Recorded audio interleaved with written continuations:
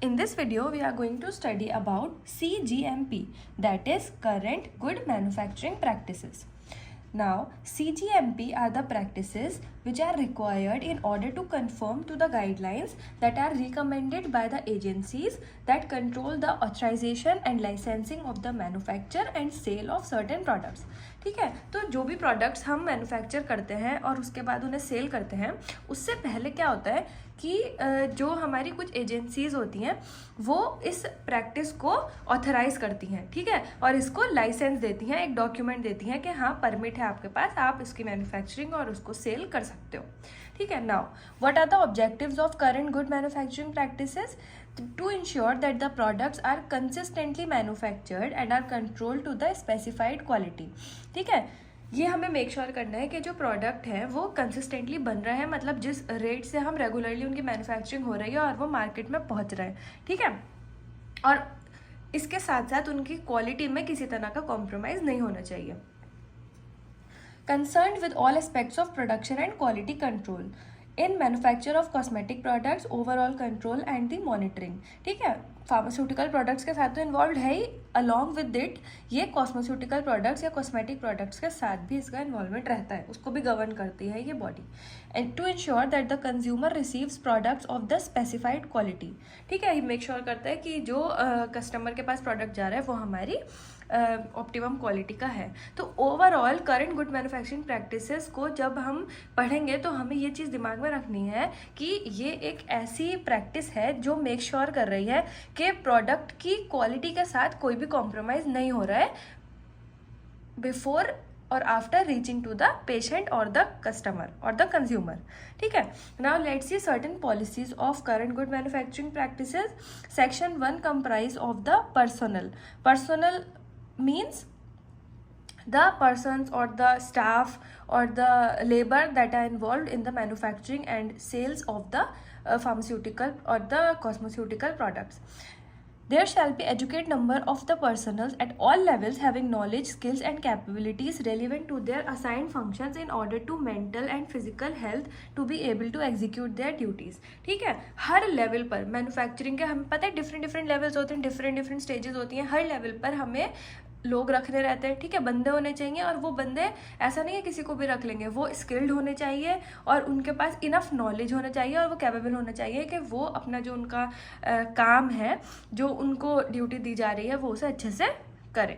Now, section 2 comprise of the premises. Premises refer to the infrastructure or the building जहाँ पर हमारा ये manufacturing हो रही है. ठीक है, the premises should be of suitable size, design and construction and location to facilitate proper operation, cleaning and maintenance. ठीक है, तो जो हमारी प्रोमाइसेस है जहाँ पर हमारी मैन्युफैक्चरिंग हो रही है वो साफ़ सुथरी और प्रॉपर जगह पे लोकेट होना चाहिए, मतलब पोल्यूशन नहीं होना चाहिए उस जगह पर, ज़्यादा नॉइज़ ज़्यादा नहीं होना चाहिए और उसकी टाइम टू टाइम मेंटेनेंस होना चाहिए, डेली उसकी क्लीनिंग होना चाहिए, या फिर जो वहाँ पर इक्विपमेंट्स हैं वो रेगुलरली उसकी मेंटेनेंस होती रहे, कैलिब्रेशन रेगुलर होता रहे. तो ये सारी चीज़ें प्रोमाइसेस में हम देखते हैं. नेक्स्ट आता है इक्विपमेंट्स. अब इक्विपमेंट्स आ गए कि जो हम इंस्ट्रूमेंट्स यूज़ कर रहे हैं मैन्युफैक्चरिंग या फिर उसकी क्वालिटी चेकिंग के लिए. The equipment which are use in manufacturing of drug product shall be of appropriate design and construction, adequate size, written procedures should be establish and followed for maintenance of equipment.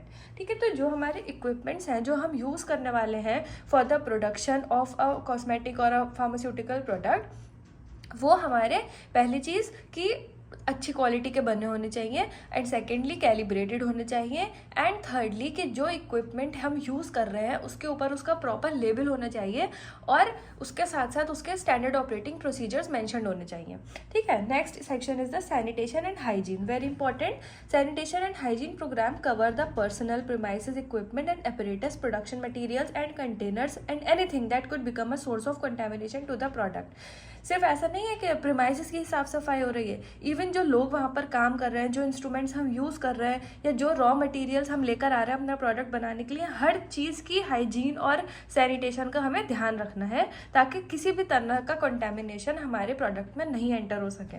Next is the storage of the starting and packaging material and the finish products. ठीक है, तो storage किस चीज़ का storage? सबसे पहले तो हमें जो हम फिनिश प्रोडक्ट बन रहे हैं उसको तो हमें स्टोर करना ही पड़ेगा पहले, ठीक है, before selling it to the market. उससे पहले हमारे पास स्टार्टिंग मटेरियल्स आ रहे हैं, रॉ मटेरियल्स, और अदर एक्सीपिएंट्स आ रहे हैं जो हम हमारे प्रोडक्ट में ऐड करने वाले हैं। उन सबको भी हमें बिल्कुल प्रॉपरली स्टोर करना है ताकि किसी तरह की कोई कन्फ्यूजन नहीं हो और वो प्रॉपरली स्टोर हो और वो इजी टू यूज़ हो, और मोस्ट इम्पॉर्टेंटली वो जिस कंडीशन में स्टोर है वो उनके नेचर के अकॉर्डिंग सूटेबल होने चाहिए, ठीक है।